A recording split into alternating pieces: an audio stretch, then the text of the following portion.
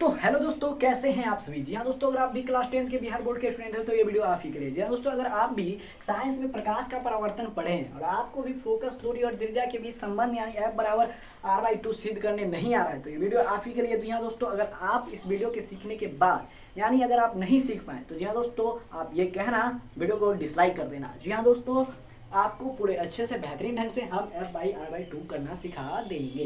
तो आइए इसको बिना देर किए स्टार्ट करते हैं। जी हाँ दोस्तों, सबसे पहले आपको क्या करना है, एक अवतल दर्पण खींचना है। जी हाँ दोस्तों, पूछा भी जाता है एक अवतल दर्पण में F बराबर r/2 को सिद्ध करें। तो आपको प्यारा प्यारा सा अवतल दर्पण बना लेना है, ठीक ना। और अवतल दर्पण का एक नाम भी दे देना है, M डैश, ठीक ना, M dash, okay, M dash. और फिर उसके बाद क्या करना है, आपको एक मुख्य अक्ष खींच देना है और एक P ध्रुव, और ये बच गया फोकस और ये वक्रता केंद्र। जी हाँ दोस्तों, मान लेते हैं कि एक किरण यहाँ पे आ रही है और फोकस से चली जा रही है।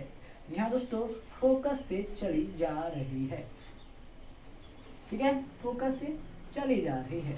और यह जो टकरा रही हो B बिंदु है, आ रही है ये बिंदु से आ रही है, ठीक है। ये भी प्रकाश की किरण और दर्पण से टकरा के फोकस की दिशा में चली गई और यहाँ पे क्या बन गया, एक अभिलंब बन गया, ठीक है, एक अभिलंब बन गया, ओके। ये बन गया हमारा फिगर, ठीक ना। ऐसे आपको क्या करना है, एक फिगर बना लेना है, ठीक ना, एक फिगर बना लेना है। और फिर उसके बाद क्या करना है, आपको लिखना है, माना कि mm डैश एक अवतल दर्पण है, एक अवतल दर्पण है जिसका बिंदु P ध्रुव तथा F मुख्य फोकस है, मुख्य फोकस है, ओके। CP दर्पण की वक्रता त्रिज्या है, CP, और यहाँ पे एक चीज और लिख सकते हैं, P ध्रुव तथा F मुख्य फोकस, यहाँ पे F यहाँ पे लिख लीजिए कॉमा, तथा यहाँ पे लिखिए तथा C दर्पण का वक्रता केंद्र है, वक्रता केंद्र है, ओके। फिर उसके बाद लिखिए CP दर्पण की वक्रता त्रिज्या है, CP दर्पण की वक्रता त्रिज्या है, ठीक ना। AB प्रकाश की किरण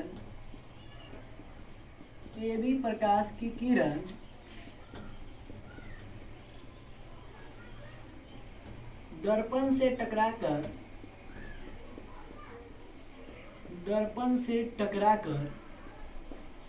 फोकस की दिशा में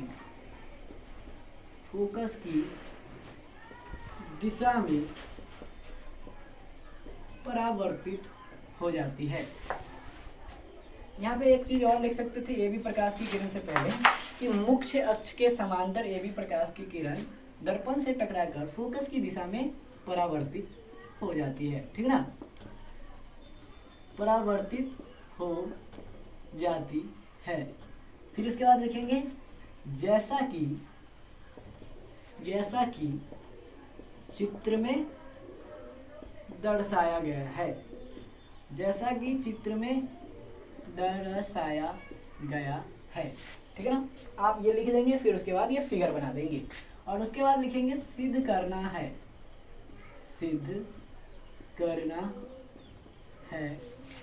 F/r/2, ठीक ना, F/r/2। अगर आप ऐसे लिख लेते हैं सिर्फ फॉर्मेट, तो आपको 5/5 नंबर देने से कोई नहीं रोक सकता। आगे तो लिखेंगे तब ना, अगर ऐसे लिख देंगे फिर भी आपको 2 नंबर 1 नंबर जरूर दे देगा फॉर्मेट, ठीक ना। लेकिन आप पूरा लिख देंगे, आपको पूरा अच्छा सा नंबर मिलेगा। आपको करना कुछ नहीं है, आप अगर आप ये 2 से 3 बार प्रैक्टिस कर लिए आपको बच जाएगा, ठीक ना। अब उसके बाद लिखना है प्रमाण। क्या लिखेंगे, प्रमाण, ठीक है ना, प्रमाण। अब देखिए परिमाण लिख देंगे, फिर उसके बाद लिखेंगे प्रकाश के परावर्तन के नियम से, परावर्तन के नियम से क्या लिखेंगे, हम लिखेंगे ये कोण इस कोण के बराबर होगा। बोलो हाँ या ना, बोलो हाँ या ना। तो कोण ए बी सी, कोण ए बी सी कोण सी बी एफ, कोण सी बी एफ, ठीक है, ये लिख लिए। फिर उसके बाद लिखेंगे कोण सी बी एफ बराबर कोण कोण ए बी सी बराबर कोण बी सी एफ, कोण एकांतर कोण। या दोस्तों क्या करना है आपको कि देखिए जैसे अगर आप ये दो समांतर रेखा खींच दिए तो ये कोण इस कोण के बराबर होता है, बोलो हाँ है ना। उसी तरीके से ये कोण इस कोण के क्या होगा, बराबर हो जाएगा। आई इतनी बात समझ में। तो बताइए जब यहाँ पे आप क्या लिखेंगे, इसको आप देखिए कोण ए बी सी बराबर सी बी एफ और कोण A B C B C F, ठीक ना। तो हम क्या लिखेंगे, इसीलिए सी बी एफ बराबर कोण बी सी एफ, बोलो हाँ है ना। जब एल एच एस बराबर होगा तो आर एच एस बराबर होगा या नहीं, आप बोलोगे होगा। तो बताइए जब ये कोण और ये कोण बराबर होंगे तो एक चीज समझ में आती है कि ये क्या हो जाएगा, जब ये संगत कोण बराबर हो तो संगत भुजाएं भी बराबर होगी। तो हम यहाँ लिख सकते हैं बी एफ बराबर सी एफ, बी एफ बराबर सी एफ। कारण क्या लिख सकते हैं, संगत कोण के संगत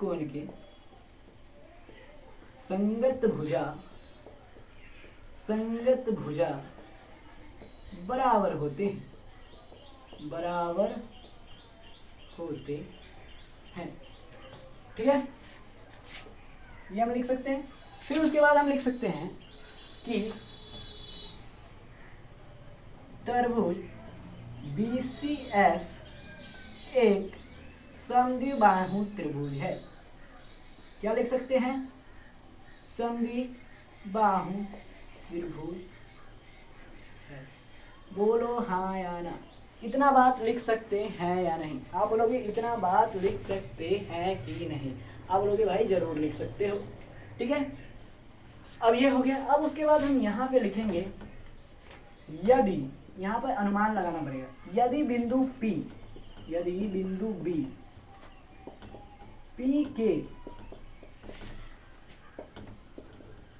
बहुत निकट हो तो, बहुत नहीं निकट हो तो, P के निकट हो तो, यदि बिंदु B P के निकट हो तो क्या होगा मेरे भाई, BF बराबर PF हो जाएगा।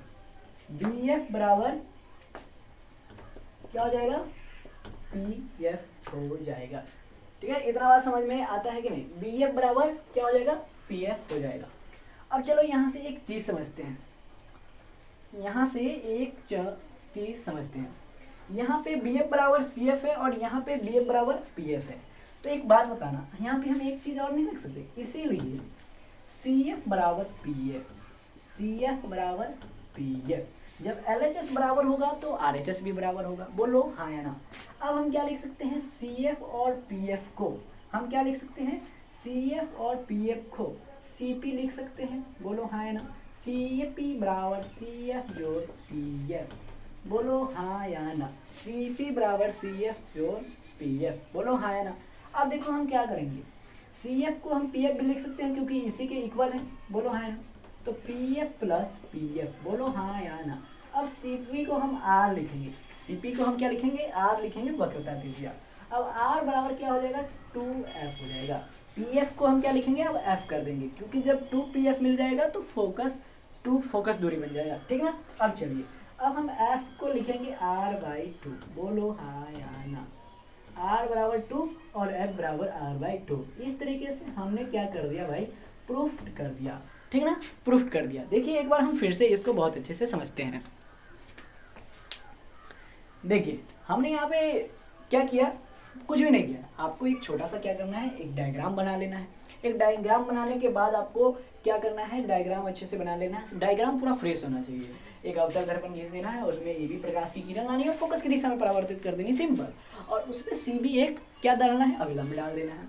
ओके, फिर उस पर लिखना है, आपको करना कुछ नहीं करना है, जैसे बनाए हैं वैसा लिख देना है। माना कि एक एक अवतल दर्पण है जिसका बिंदु P ध्रुव, F मुख्य फोकस है, F मुख्य फोकस तथा C दर्पण का वक्रता केंद्र है। सिंपल, जो है सो लिखना है, इसमें क्या बड़ी बात है। फिर उसके बाद लिखना है CP दर्पण की वक्रता त्रिज्या है। फिर उसके बाद लिखना है AB पर, यहाँ पे एक चीज और लिख सकते हैं कि मुख्य अक्ष के समांतर लिख देते और अच्छा अट्रैक्टिव हो जाता।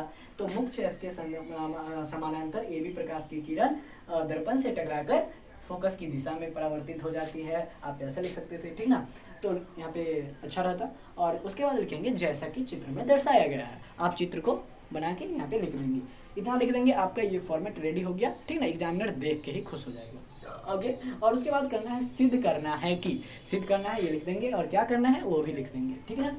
फिर उसमें प्रमाण डालेंगे, प्रमाण डालने के बाद कॉमा डालेंगे, और कॉमा के जस्ट थोड़ा उधर लिखेंगे कि प्रकाश के परावर्तन के नियम से, क्या लिखेंगे, प्रकाश के परावर्तन के नियम से। कैसे, तो भाई कोण ABC, कोण ABC, कोण BCF, यानी सो कोण CBF। जैसा कि हम जानते हैं कि आपतन कोण जोड़ परावर्तन कोण होता है कि नहीं। तो ये कोण इसके कोण के बराबर होगा कि नहीं होगा, जब CB क्या हो जाएगा, अविलंब हो जाएगा। तो देखिए ABC बराबर क्या हो जाएगा, CBF हो जाएगा, ठीक ना। अब हम लिखेंगे ABC बराबर BCF, ये कोण बराबर ये कोण होगा। क्यों होगा, एकांतर कोण होगा, क्योंकि हम जानते हैं कि समानांतर के बीच जब रेखा कटता है तब वो क्या बन जाता है, एकांतर कोण बन जाता है। और आप बताइए, जब ABC CBF के बराबर होगा और जब ABS BCF दोनों के बराबर होगा, यानी जब RHS बराबर होगा तो LHS भी बराबर होगा। तो हम लिख सकते हैं CBF बराबर BCF। बोलो हाँ या ना, बोलो हाँ या ना। तो इस तरीके से हम लिख सकते हैं कि जब कोण B और C जब बराबर होगा, जब ये दोनों भुजा बराबर होगा, तो हम एक चीज और लिख सकते हैं कि BA बराबर CF होगा।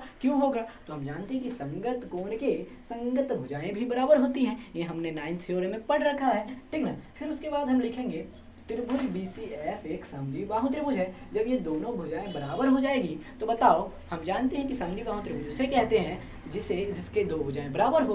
तो हम यहाँ पे लिखेंगे त्रिभुज BCF एक समद्विबाहु त्रिभुज है। फिर उसके बाद लिखेंगे यदि बिंदु P के निकट हो, तो अगर ये बिंदु क्या होगा, P के यहाँ निकट ही होगा, तो क्या होगा, ये रेखा और ये रेखा क्या हो जाएगी, इक्वल हो जाएगी। क्या हो जाएगी, ये रेखा और ये रेखा क्या हो जाएगी, इक्वल हो जाएगी, ठीक ना। ये रेखा और ये रेखा दोनों इक्वल हो जाएगी। तो हम लिख सकते हैं कि BF बराबर PF हो जाएगा। बोलो हाँ या ना, इसमें कोई बड़ी बात नहीं है, इसमें कोई बड़ी बात नहीं है, BF बराबर PF हो जाएगा। अब देखो यहाँ पे BF बराबर CF, यहाँ पे BF बराबर PF। तो हम एक चीज कह सकते हैं, जब RHS बराबर होगा तो LHS भी बराबर होगा। तो CF बराबर PF, बोलो हाँ या, CF बराबर PF। अब हमने क्या किया, CF बराबर PF को दोनों को जोड़ के CP बना दिया। बोलो इसमें कोई बड़ी बात है, बोलोगे नहीं। अब देखो, अब यहाँ पे हम CP प्लस PF बना दिए। अब CP को हमने लिख दिया R। अब CP को एक वर्ड के लिए, एक वर्ड बनाने के लिए हम उसको R लिख दिए, यानी R वक्रता त्रिज्या। अब देखो CF बराबर PF है, तो यहाँ पे CP की जगह हम PF लिख दिए, क्योंकि वो भी तो PF के बराबर है। अब PF को PF ही रहने दिए, तो PF क्या हो गया, 2PF हो गया। अब 2PF बन के 2F बन गया, क्योंकि हमने P को हटा दिया। अब क्या बना गया, ये 2PF। अब यहाँ पे R बराबर क्या हो गया, 2F, R बराबर 2F। अब देखो हम F को इधर लाए और R/2 उधर जाने दीजिए। अब यही हमारा हो गया क्या हो गया, प्रूफ हो गया। और इस तरीके से हम क्या कर दिए, सिद्ध कर दिए। और अगर आप ऐसे लिख देते पूरे एग्जामिनर में, 5 नंबर देने से कोई नहीं रोक सकता। जी हाँ दोस्तों, अगर ये वीडियो आपको पसंद आया तो इस वीडियो को लाइक करिए, और मिलते हैं अगले नेक्स्ट वीडियो में। तत्काल के लिए बाय।